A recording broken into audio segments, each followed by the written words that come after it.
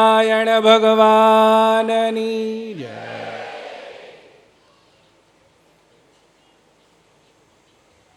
સભા સંચાલક આમની જેવા હજી મેં જોયા નથી.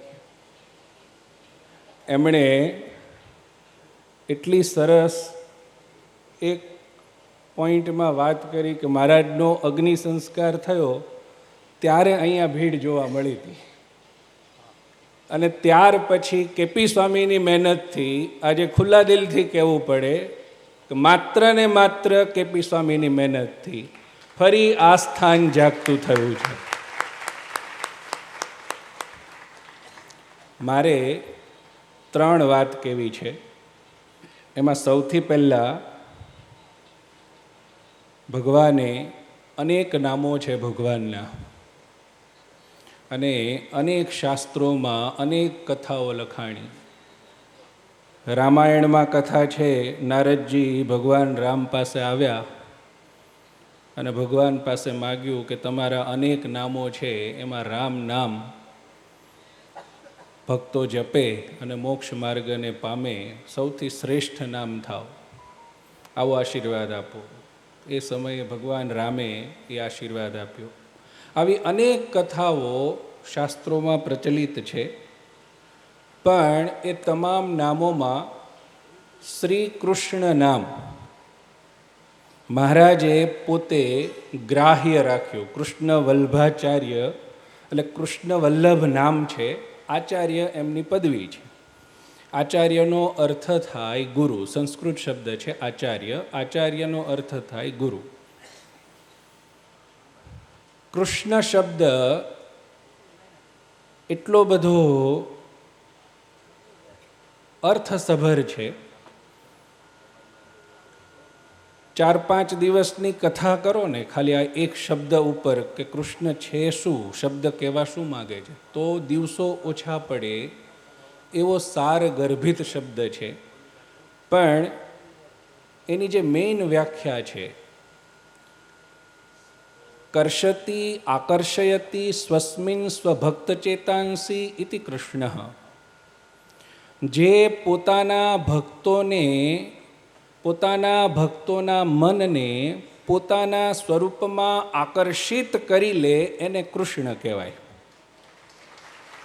સ્વામિનારાયણ ભગવાને વચનામૃત શાસ્ત્ર આપ્યું. દુનિયામાં અજોડ શાસ્ત્ર છે. પહેલું જ વચનામૃત. સૌથી કઠણ સાધન કયું છે? તો ભગવાનમાં મનની વૃત્તિ રાખવી. આ સૌથી કઠણ સાધના છે, સૌથી કઠણ. વાક્યને સમજીએ ને તો એ આપણા ઉપર આવે છે કે આપણે ભગવાનમાં વૃત્તિ રાખવી, તો એ દુનિયામાં સૌથી કઠણ છે. પણ તમારી વૃત્તિને આ બેઠેલા જો ખેંચી લે છે તો એ સૌથી સરળ છે, દુનિયામાં સૌથી સરળ છે. ભગવાને પાત્ર કુપાત્ર સાધક કોઈને જોયા નહીં, અને બધાને જેમ વરસાદ વરસે અને નીચેની ભૂમિને જોતો નથી, એમ કૃષ્ણવલ્ભાચાર્યજી મહારાજે પ્રગટ થઈ અને આ દુનિયામાં પોતાની મૂર્તિનું એવું સુખ આપ્યું. શરૂઆતમાં મને ઘણી બધી જિજ્ઞાસાઓ એમના વિશે થતી, તો મેં ઘણી બધી ખણખોદ કરી છે એમના વિશે કે હતા શું, કરતા શું, કેવી રીતે રહેતા, કેવી રીતે જમતા, કેવી રીતે લખતા, શું કરતા. તો ઘણા બધા લોકોને મેં પૂછ્યું. એક સાધુ જીવન જીવનાર વ્યક્તિ હતા, ભગવા પહેરનાર વ્યક્તિ હતા, પણ એક વાત મને બધા પાસેથી સાંભળવા મળી, બધા પાસેથી, કે જે બી હતા પણ એને જે જોતા ને એ જોતા રહી જતા. આ વસ્તુ બધા પાસેથી સાંભળવા મળી. એટલે તમે સમજો કે કૃષ્ણ છે, હકીકત કૃષ્ણ છે. આજે જગન્નાથપુરીનો એક પ્રસંગ મને યાદ આવે છે. જગન્નાથપુરીમાં એક ભક્ત હતો, જગન્નાથજીનો બહુ સારો ભક્ત, અને સમય સંજોગને અનુસાર કોઈ ખરાબ સંગ થયો અને કોઈક સ્ત્રીના ચક્કરમાં એણે પોતાનું જીવન બરબાદ કરવાનું શરૂ કરી દીધું. એટલે જે એક આખી લાઈન અધ્યાત્મની હતી એમાંથી એ ભોગવૃત્તિ તરફ આખું એનું જીવન પરિવર્તિત થઈ ગયું. એનો અંતકાળ આવ્યો એટલે જગન્નાથ ભગવાને પોતાના પાર્ષદોને કીધું કે તમે એને લઈ આવો, જાઓ. એટલે એના પાર્ષદો કહે છે કે ભગવાન, એણે આખી લાઈન બદલી નાખી છે, આ તમારા કામનો જીવ રહ્યો નથી, તમને એણે છોડી દીધા છે. ત્યારે ભગવાન જગન્નાથ કે એણે લાઈન બદલી છે, મેં નથી બદલી. એકવાર જે મારો થયો, એકવાર જેણે એમ કીધું કે હું તમારો છું, એને પકડી રાખો ને એ જ મારું કામ છે. એમ આ ભગવાન આપણને એવા મળ્યા છે, કદાચ લાઈન ચૂકી જઈશું ને તોય છેલ્લે આવીને જ ઊભા રહેવાના છે. વાલા ભક્તો, અહીંયા પ્રગટ શબ્દ વપરાય છે. પ્રગટ, પ્રગટ ભગવાન, પ્રગટ ભગવાન. તમને બધાને પોતપોતાના જીવનમાં જે કાંઈ અનુભવો થતા હશે, પણ મને મારા જીવનમાં મહારાજના ઘણા બધા એવા અનુભવો થયા કે ત્યારે મને એવું લાગ્યું કે આ પ્રગટ શબ્દ જે વપરાય છે અહીંયા ચરિતાર્થ છે. હમણાં જ આ તીર્થભૂમિ છે, અહીંયા જે કોઈ કાર્ય કરો તમે, તીર્થક્ષેત્રે કૃતમ પાપમ વજ્રલેપો ભવિષ્યતિ. જો અહીંયા સારું કામ કરો ને તે અનંત ઘણું પુણ્ય આપનારું થાય, પણ અહીંયા પાપ કરો ને તો એ વજ્રલેપ થાય. અહીંયા જે ખોટું બોલે ને વજ્રલેપ થાય. બરાબર? હું અહીંથી ખોટું નહીં બોલું, જે છે એ તમને કહીશ. થોડા દિવસ પહેલાંની વાત છે સ્વામી, અચાનક ક્યાંકથી મને કોઈ જીવડું કરડ્યું પગમાં, અને ધીમે ધીમે ધીમે આખા બોડીમાં ઇન્ફેક્શન થઈ ગયું, અને એ હદે વધ્યું કે શરીરનું ભાન ના રહે આપણને, એવી રીતની કંઈક પરિસ્થિતિ થઈ ગઈ. રહેવાશે કે જવાશે એ પણ નક્કી ના થાય. તો હું બેડ પર સૂતો હતો અને મારા ઘરનો દરવાજો એને હું જોઈ શકું એવી પોઝિશન. હું બેઠો છું, સૂતો છું, બેઠો છું, સૂતો છું. મને ક્યાંય શાંતિ નહોતી, શરીરમાં બહુ તકલીફ હતી. તો અચાનક દરવાજો ખુલ્યો હોય ને એવું મને લાગ્યું. તો મેં કીધું કોણ આવ્યું? તો મેં આમ નજર કરી દરવાજા સામે. 25-30 ભક્તો સાથે સરસ મજાના ભગવા વસ્ત્ર પહેરી, માથે પાગ ધારણ કરેલી, હાથમાં છડી, આ મહારાજ ચાલીને આવતા હતા. આ દર્શન મને થયા. મારી નજીક આવતા આવતા અદૃશ્ય થઈ ગયા. મને એમ થયું કે જીવન છે, ગ્રહસ્થનું જીવન છે, અનેક વિટંબણાઓ હોઈ શકે.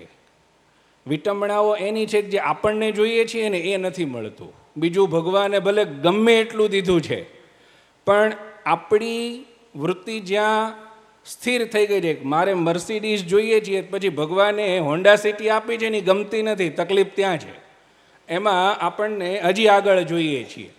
તો આવી વૃત્તિઓમાં આપણે અટકેલા પડ્યા છીએ અને દુઃખી થઈએ છીએ. પણ હકીકત તમારું દુઃખ શું છે અને એનું નિવારણ મારે કરવું જોઈએ એવી એમને બહુ સારી ખબર પડે છે. અને એવી દુઃખની કોઈ પણ વાત તમારા જીવનમાં એમણે રહેવા દીધી નથી, નથી ને નથી, જેને ખરેખર દુઃખ કહી શકાય. તો શ્રી કૃષ્ણ શબ્દ છે, ભગવાને આપણને ખેંચીને પોતાના સ્વરૂપમાં રાખ્યા છે. આપણી જવાબદારી છે આપણે ખેંચાયેલા રહીએ, એનાથી ભાગ્યે નહીં. રામાનુજાચાર્યે બહુ સરસ એક દ્રષ્ટાંત આપ્યું છે. જેમ છોકરાઓ છે ને, એકદમ નાના છોકરાઓ, એ નિર્ભય હોય એટલે ઘરના ફળિયામાં રમે, અહીંયા જાય, અહીંયા જાય, અહીંયા દોડે, ત્યાં દોડે. પણ એને સહેજ પણ ભય લાગે, સહેજ પણ, એટલે તરત દોડી અને એના મમ્મી પપ્પાને વળગી જાય. નાના બાળકને પણ આટલી બુદ્ધિ છે, આપણને પણ આ બુદ્ધિ હોવી જોઈએ. આટલી મોટી દુનિયા ભગવાને આપી છે, એમાં આપણે હરીએ ફરીએ મજા કરીએ, પણ જે આપણને એમ થાય કે આપણું અધ્યાત્મ જીવન ડગમગી રહ્યું છે, આપણે સેજ પણ આઘા પાછા થઈ રહ્યા છે, તો મહારાજને પાછા વળગી જઈએ, એ આપણી જવાબદારી હોવી જોઈએ. ભગવાન એકવાર પ્રયત્ન કરે, 2 વાર પ્રયત્ન કરે, 5 વાર પ્રયત્ન કરે, 1000 વાર પ્રયત્ન કરે, પણ અનંત વાર પ્રયત્ન કર્યા પછી ભગવાન જીવને છોડી દે છે. આ હકીકત છે. એમ જો આપણે ભગવાનના પ્રયત્નને નહીં સમજીએ તો એવું ના થાય. હમણાં ભગતજીએ બહુ સરસ વાત કરી કે શરણાગતિ મંડળને મળ્યું છે એવું આજ દિવસ સુધી કોઈને મળ્યું નથી, પણ એ મળેલી ચિંતામણી હાથમાંથી જતી ના રહે એનું જતન આપણે જ કરવું પડશે. તો પહેલી વાત આ હતી કે ભગવાનનો શ્રી કૃષ્ણ શબ્દ જે છે એ આપણને પોતા તરફ ખેંચી રાખનારો છે. ભગવાનને પ્રાર્થના કરવી, બીજું કાંઈ આવડે ના આવડે અમને, અમારા મનની વૃત્તિઓને તમારામાં ખેંચીને રાખજો, એટલે અમે સદૈવ તમારા થઈને રહી શકીએ. બીજી વાત, મહારાજ પાસે અથાગ શબ્દ ભંડોળ હતું. અથાગ. હું સત્સંગ મહાભાષ્ય છે મહારાજનું, કુંડળધામના સંતો મારી પાસે ભણવા આવ્યા હતા, હું ભણાવતો હતો, તો એમાં મંગલાચરણમાં દરેક ગ્રંથના કર્તા શરૂઆતમાં પોતાનો પરિચય આપે કે ભાઈ હું આનો પુત્ર, કે હું આ વ્યક્તિ આ ગ્રંથની આ નામની ટીકા લખું છું. આવી રીતે શરૂઆત થાય. તો એની અંદર મહારાજે શબ્દ લખ્યો છે સર્વ વિદ્યા મહોદધિ, તમામ વિદ્યાનો સાગર હું આ સત્સંગ ભાષ્ય લખું છું. આપણને એમ લાગે છે કે સંસ્કૃત ભાષાના પંડિત હતા, બધા ભૂલે છે. સર્વ વિદ્યા મહોદધિ, આ ભગવાન જેના માથા પર આમ હાથ મૂકે ને એ વ્યાસ થઈ જાય. આ વ્યાસ નથી, આ અનેક વ્યાસોને પેદા કરી શકે એવું પરબ્રહ્મ તત્વ છે. સર્વ વિદ્યાઓના સાગર છે. તમામ જે કાંઈ બી અવતારો થયા, જે કોઈ બી પુરુષોત્તમ નારાયણના તત્વને સમજનારા થયા, એ લોકોએ જ્યારે જ્યારે નજર કરી, બાલમુકુંદ ભવનની અંદર મહારાજ એક સ્વરૂપને પૂજતા હરિભક્તોએ જોયા છે. તો અનેક અવતારોની વચ્ચે એક સ્વરૂપ છે, એ પરબ્રહ્મ સ્વરૂપ છે. બ્રહ્મથી પણ જે પર છે, તમામથી પર જે છે એને બ્રહ્મ કહેવાય, અને બ્રહ્મથી પણ જે પર છે એને પરબ્રહ્મ કહેવાય. તો એ પરબ્રહ્મ સ્વરૂપ જે છે એ સાક્ષાત આપણી સામે છે. આપણને આપણા જીવનમાં અનુભવવા મળ્યું છે, એને સેવવા મળ્યું છે. આપણા અહોભાગ્ય છે. આનાથી મોટી વસ્તુ જીવનમાં ક્યારેય કોઈ હોઈ ના શકે.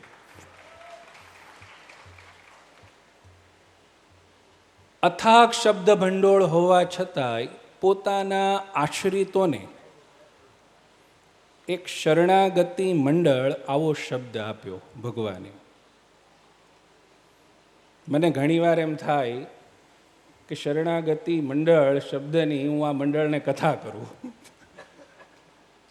કે હકીકત તમને ભગવાને આ નામ શું કામ આપ્યું છે. હું શોર્ટમાં 1 થી 2 મિનિટમાં ખાલી શરણાગત જે શબ્દ છે ને એની વ્યાખ્યાઓ તમે અનેક વક્તાઓ પાસેથી સાંભળી હશે, અનેક વક્તાઓ પાસેથી, કે તમામ રીતે ભગવાનને સમર્પિત થઈ ગયો એટલે એને શરણાગત કહેવાય. અથવા તો ષડવિધા શરણાગતિ, 6 પ્રકારની શરણાગતિ કીધી. આ કથાઓ, આ વ્યાખ્યાનો બધે સંભળાય છે, ઘણા બધાએ સાંભળ્યા હશે. પણ મહારાજનો જે અભિપ્રાય એ મંડળ શબ્દમાં છે. શરણાગતોનું મંડળ એને શરણાગતિ મંડળ કહેવાય. શરણાગતાના મંડળ, શરણાગતિ મંડળ, બરાબર. શરણે આવેલાઓનું મંડળ. હવે મંડળ શબ્દ શું છે? ખરેખર મંડળ શબ્દનો અર્થ થાય મંડયતી વિભૂષયતી ઇતિ મંડલ. જે શોભાવે ને એને મંડળ કહેવાય. હકીકત ચંદ્રનું બિંબ અને સૂર્યનું બિંબ, એની આજુબાજુમાં જે એક આભા જોવા મળે છે શરદ પૂનમનો ચાંદ હોય એની આજુબાજુમાં જે એક ગોળાકાર વર્તુળાકાર બિંબ થાય છે એને મંડળ કહેવાય. એટલે શાસ્ત્રકારોએ મંડળ શબ્દનો અર્થ કર્યો છે જે શોભાવે એને મંડળ કહેવાય. આપણે શું કરવાનું છે? જો આપણે શરણાગતિ મંડળમાં છીએ તો આ સત્સંગને, આ મંડળને, ભગવાને આપેલા આદેશને શોભાવવાનો છે. જો શોભાવી શક્યા તો આ મંડળના તમે સભ્ય છો. બાકી જેમ સ્વામિનારાયણ ભગવાને શિક્ષાપત્રી લખીને છેલ્લે કીધું કે આ શિક્ષાપત્રી પ્રમાણે રે એ મારો, બાકી સત્સંગ બારો. એનાથી તમે કંઠી પહેરો છો, તિલક ચાંદલો કરો છો, આ બાહ્ય વૃત્તિઓ છે. પણ આંતરિક રીતે જ્યારે તમે એવી અવસ્થામાં આવો છો કે ભગવાનને અને ભગવાનના મંડળને ના શોભે એવું કોઈ કાર્ય મારે કરવું નથી, ત્યારે તમે ખરા શરણાગતિ મંડળના ભક્ત થાવ છો. હજી મારો પોઈન્ટ અહીંયા નથી.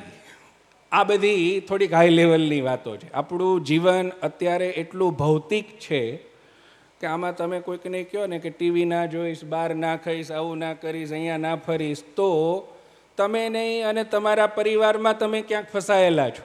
ક્યાંક ને ક્યાંક તમે ચ્યુત થવાના ને થવા સમય એવો છે.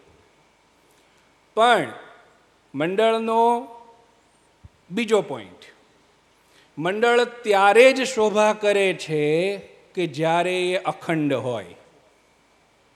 જો એની અંદર ભાગલા પડે છે, તમે ક્યારેય એવું મંડળ જોયું? એને મંડળ કહેવાતું જ નથી જે ખંડિત હોય.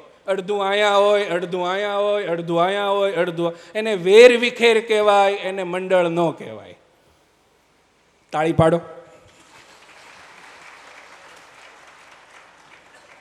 મહારાજે શરણાગતિ મંડળ શબ્દ જે આપ્યો ને એ એટલો સારગર્ભિત આપ્યો કે તમે થોડા ઘણા આઘા પાછા થશો, ડઝન્ટ મેટર, હું સંભાળી લઈશ, હું બેઠો છું. પણ તમે ભેગા થઈને નહીં રહો ને તો હું તમને નહીં સંભાળું, બિલકુલ નહીં સંભાળું. વાલા ભક્તો, હું બહુ નાનો છું ઉંમરમાં, તમારા બધાથી, સત્સંગમાં, જે બી રીતે. પણ મેં જે જોયું અને મને જે અનુભવાયું, મારે ઘણા વખતથી આ વસ્તુઓ કેવી છે કે શરણાગતિ મંડળ અને આવો સત્સંગ, ત્યાગ ભાવના છે ને, ત્યાગ ભાવના. જીવનમાં બધું જ થાય, ત્યાગ ન થાય, કોઈ દી ન થાય.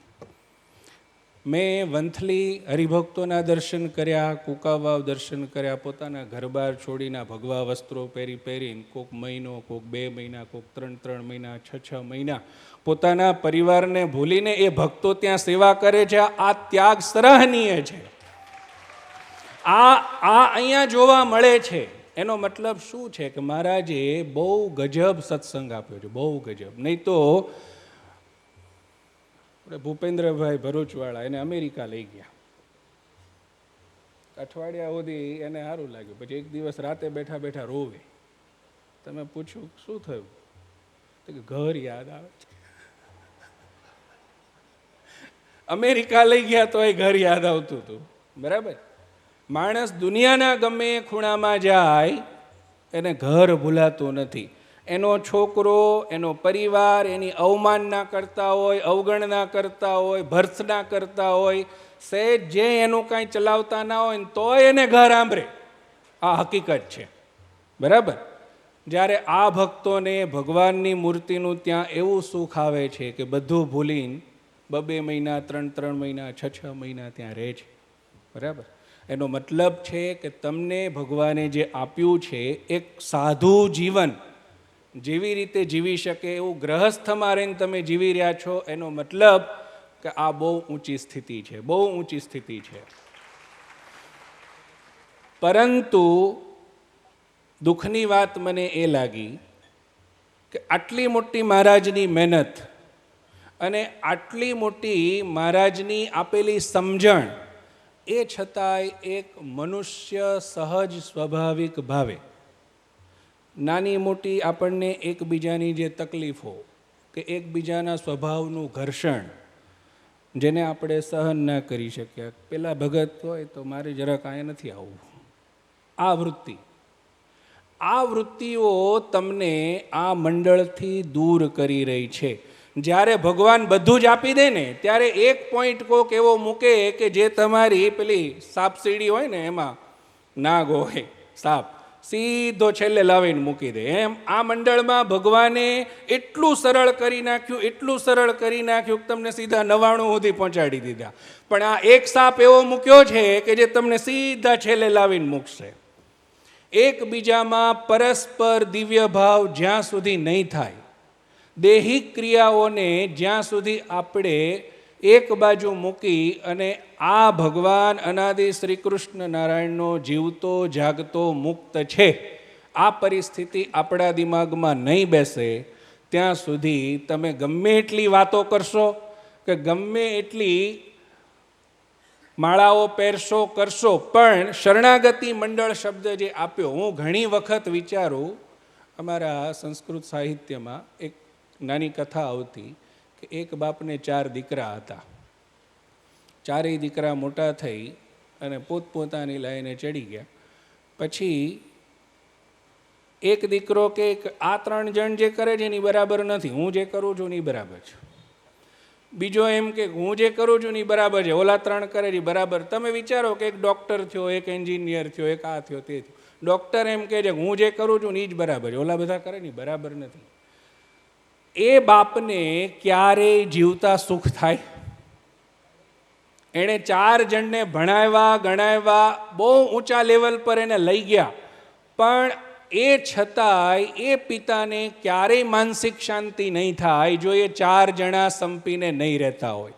એની જગ્યાએ એ 4 જણા એકમેક થઈને રહેતા હોય ને અભણ હોય ને તો એના બાપનો ગર્વ કોલર ઊંચો હોય કે મારા છોકરાઓ છે. એમ આપણને બીજું કાંઈ નહીં આવડે, પણ એટલું આવડશે ને કે આ મારું મંડળ છે, આમાં કોઈ ત્યાગ ભાગ નથી, આ અનાદિ શ્રી કૃષ્ણ નારાયણનું છે અને અમે એના છીએ, ધેટ્સ ઇટ, વાત પૂરી થઈ ગઈ. નાની મોટી જે કાંઈ તકલીફો છે એ આપણને નહીં, દુનિયાના કોઈ પણ ધર્મમાં તમે જાઓ, કોઈ પણ સંપ્રદાયમાં જાઓ, કોઈ પણ સંસ્થાનમાં જાઓ, બધી જગ્યાએ નાની મોટી તકલીફો રહે છે ને રહે છે. સ્વામિનારાયણ ભગવાને વચનામૃત આપ્યું ને તો પાને પાને એક વાક્ય આપ્યું, અવગુણ ન લેવો, અવગુણ ન લેવો. તમે આખા વચનામૃતનો સાર, બરાબર. હું એમ કહું કે અહીંયા આટલું સરસ વાળી ચૂડી અને ચોખ્ખું થઈને પડ્યું હોય તો આપણે કહીએ કચરો ના લેવો, એવું કહીએ? જો સાફ જ હોય તો એવું કહેવાનો મતલબ થતો જ નથી. પણ તમે ક્યારેક કોઈને એમ જો કહે છો કે આ કચરો ના લઈશ, તેનો મતલબ શું થાય? કચરો છે, કચરો રહેવાનો. આ દુનિયા છે, કળિયુગ છે, અને આ જગ્યાઓ એવી છે કે અહીંયા તમે અલિપ્ત નથી રહી શકવાના, કચરો થવાનો. પણ એ કચરાને ભેગું કરવું એ આપણું કામ નથી. હૃદયની અંદર કચરાને છોડીને અનાદિ શ્રી કૃષ્ણ નારાયણને બેહાડી રાખવા એ આપણું કામ છે. અને જો કચરો ભેગો કરશું તે કચરામાં બેહી રહીને એવો મફત ભગવાન નથી, નહીં બેસે. તો મારી તમને બધાને કરબદ્ધ વિનંતી છે કે આ મંડળ એવું થાય કે દુનિયામાં તમારું નામ લેવાય, કે સંપના દાયરામાં, સત્સંગના દાયરામાં, એક પક્ષના દાયરામાં શરણાગતિ મંડળ જેવું અને કૃષ્ણ અલ્ભાચાર્યના શિષ્યો જેવું દુનિયામાં કોઈ નથી. જેથી આવો ડંકો વાગ્યો તેથી પરમધામમાં બેઠા બેઠા ભગવાનને એમ થશે કે હું ફરી એકવાર જઈને 30-40 વર્ષ 50 વર્ષ જી આવું. વહેલા ભક્તો, કેપી સ્વામીએ અહીંયા અથાગ મહેનત કરી. હું એમને બહુ નાના હતા ત્યારથી ઓળખું છું. ભણવામાં મહેનત કરી, એની કરતાં અઢળક મહેનત એમણે બધાને સહન કરવામાં કરી છે. હું બહુ ખુલ્લા શબ્દોમાં આજે કહીશ, બહુ ખુલ્લા શબ્દોમાં. પણ એ છતાંય હું જે કહું છું ને, આ સત્સંગ મારો છે, અનાદિ શ્રી કૃષ્ણ નારાયણ મારા છે, અને મારે આ કામ કરવાનું છે, આ સૂત્ર અપનાવીને ઊંધું ઘાલીને એ માણસ રાત દિવસ મથે જ રાખ્યો. હકીકત આ જીવને કંઈ પણ નડે છે તો એ અહંકાર છે. તમને 4 વખત કોક એમ કહે ને કે હવે બંધ કરો ને, શું માંડ્યું તમે, અહીંથી હાલતા થાવ. એટલે આપણે ગમે એટલા ભાવથી એ કામ કરતા હોય ને તો પહેલી વાર જવા દઈએ, બીજી વાર જવા દઈએ, ત્રીજી વાર, પછી એમ થાય કે હવે કરશે ને કરવું હશે તો છોડો. આપણે એમણે મહારાજના 56 શાસ્ત્રો ભેગા કરવામાં, પ્રસાદીના પત્રો ભેગા કરવામાં, ઇવન ટ્રાન્સલેશન કરાવવામાં એમણે મારી પાસે કેટલો અનુનય વિનય કર્યો છે મને ખબર. ભાઈ કરી દો ને, ભાઈ કરી દો ને. 2 દિવસે ફોન કરી અને કોકને વિનંતીઓ કરવી, એ યજમાન બનાવવા માટે કરવી હોય, ટ્રાન્સલેશન કરાવવા માટે કરવી હોય, કોઈની પાસે કંઈક શારીરિક શ્રમ કરાવવા કરવી હોય. ઓલા એને શું લેવા દેવા છે? સ્વામિનારાયણ ભગવાનની ચૂંદડી પહેરીને જવાહર રોડ સ્વામિનારાયણ મંદિરમાં રહે છે, આખી જિંદગી એને પાલવવા પોષવવાના છે, કાંઈ નહીં કરે તોય.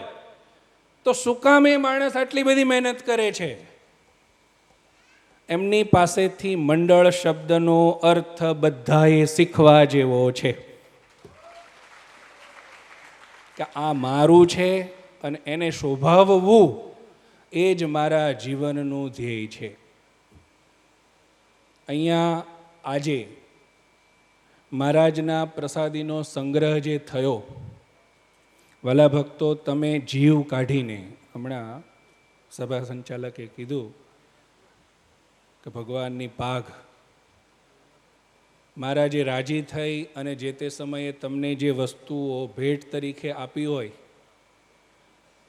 એ વસ્તુઓને તમે આજે જ્યારે આ મ્યુઝિયમમાં આપી છે ત્યારે તમારી જેવા નહીં, મારી જેવા ધન્ય છે કે જેને મહારાજના દર્શન નથી થયા, મહારાજનો સ્પર્શ નથી થયો, મહારાજની કોઈ પણ વસ્તુ મહારાજ થકી અમે પામ્યા નથી. તો અમે જ્યારે અહીંયા આવશું ત્યારે અમે એક સાથે આટલી વસ્તુઓના દર્શન કરી શકીશું.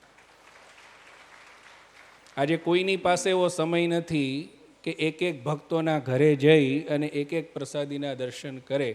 આ બહુ મોટી એમના જીવનમાં ભગવાને બુદ્ધિ સુજાડી કે ભાઈ તમે આ કરો, અને એમણે કર્યું. અને ત્યાં સુધી એમની બુદ્ધિ ચાલી કે જૂનું જે બાલમુકુંદ ભવન હતું, સ્વામિનારાયણ મંદિરમાંથી જ્યારે એમને પાડી નાખવા માટેનો પ્રસ્તાવ આવ્યો ત્યારે એમનું દિમાગ ત્યાં ચાલતું હતું કે આમાંથી મહારાજને સ્પર્શ થયેલી જેટલી વસ્તુઓ છે એને આપણે આબાદ કઈ રીતે બચાવી રાખી શકીએ, અહીંથી કઈ રીતે લઈ જઈ શકીએ. વાલા ભક્તો, જ્યારે પરમેશ્વર ખુદ એના રોમમાં બેસી ગયા હોય ને ત્યારે માણસને આટલું જુનૂન થાય કોઈ વસ્તુ કરવાનું. એ સિવાય માણસ પરિસ્થિતિઓની સામે હારી જાય છે. એમણે કેવી પરિસ્થિતિઓ જોઈ છે એ મને ખબર છે, તમને બધાને બી ઘણા અંશે ખબર હશે. પણ આટલી પરિસ્થિતિઓની સામે જજુમીને પણ એમણે જે સેવા કરી છે, સૌથી પહેલી 56 શાસ્ત્રો કે જે મહારાજનું જીવન કહી શકાય, મહારાજની મૂર્તિ કહી શકાય, એને પોતાના જીવનકાળ દરમિયાન બહુ સારી રીતે અને ડિજિટલાઇઝેશનમાં, એવું નહીં ખાલી છાપીને મૂકી દીધું, એની PDF કરી છે.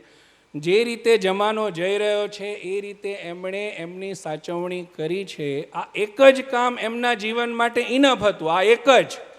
આનાથી વધારે એમને બીજી મહેનત મહારાજને રાજી કરવા માટે કરવી પડે એવી મને જરૂર નથી લાગતી.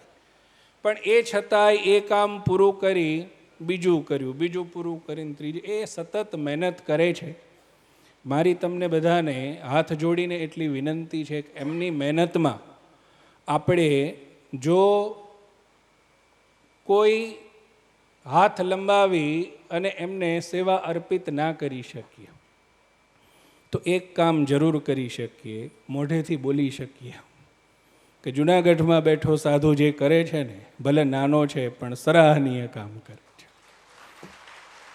રાજી થઈ શકીએ, હૃદયથી રાજી થઈ શકીએ કે એણે જે કર્યું એ ખરેખર સારું કર્યું, સરાહનીય કર્યું. તો વાલા ભક્તો, આજે નહીં, આવતા સમયમાં પણ એ સાધુ બહુ નાના છે. તમારા બધાનો એમના મનમાં બહુ આદરભાવ છે, તો તમે પણ એમના પ્રત્યે આદરભાવ રાખજો. એ ક્યારેય નાની મોટી જે કાંઈ સેવા તમને સોંપે તો એને હર્ષોલ્લાસથી વધાવી લેશો અને એમને એવું ફીલ કરાવજો કે તમે બધા સતત એમની સાથે છો, તો ક્યારેય મૂંઝાશે નહીં. સ્વામિનારાયણ સંપ્રદાયમાં અઢળક સાધુઓ છે, તો મૂંઝાવાનો પ્રશ્ન નથી આવતો. પણ અહીંયા એક જ છે, તો તમે સપોર્ટ નહીં કરો તો એમને મૂંઝારો થશે, એ સ્વાભાવિક છે. તો આપણે બધા એક છીએ, સાથે હળીમળી અને ભગવાનને રાજી કરવાનો પ્રયત્ન કરવો છે.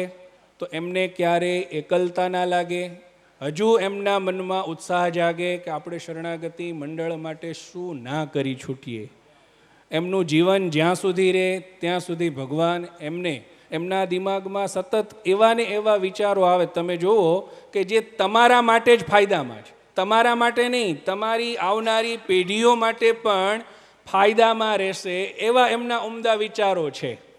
તો મને એવો આશ્વાસન છે કે મહારાજ એમના મનમાં રહી અને આ બધી પ્રેરણાઓ કરે છે.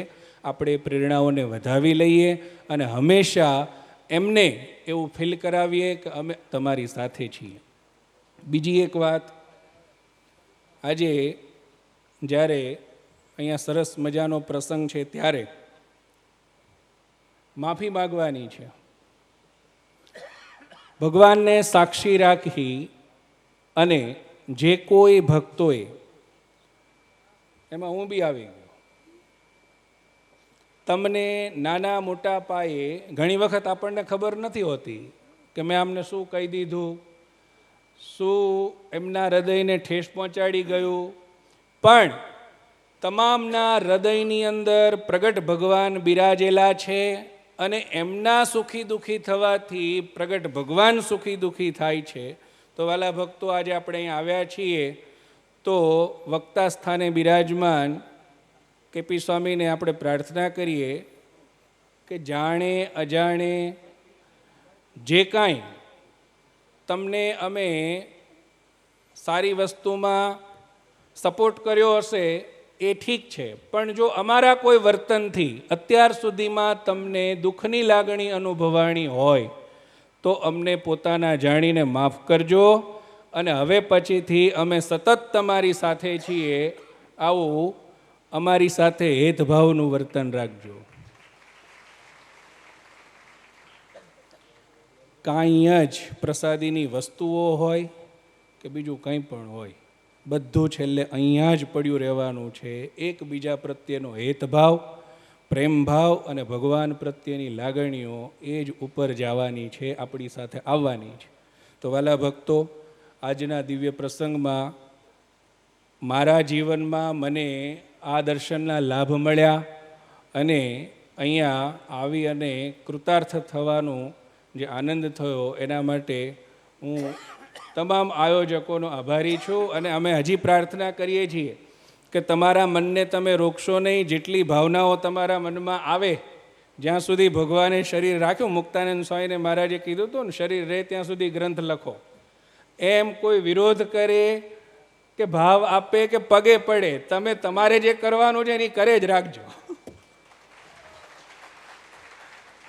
જે દિવસે એ વસ્તુનો સમય થશે, પ્રગટ ભગવાનનો એક સંકલ્પ બધાને ફેરવી નાખશે. તો વાલા ભક્તો, મેં થોડોક વધારે સમય લઈ લીધો, પરંતુ આ વસ્તુની ખરેખર જરૂર હતી. મેં મારા દિલના એકદમ સ્વચ્છ ભાવે આ વાત કરી છે. કોઈને ખોટું લાગ્યું હોય, કોઈને એવું લાગ્યું હોય કે વધારે બોલાય છે તો માફ કરજો. બોલો અનાદિ શ્રી કૃષ્ણ નારાયણ ભગવાનની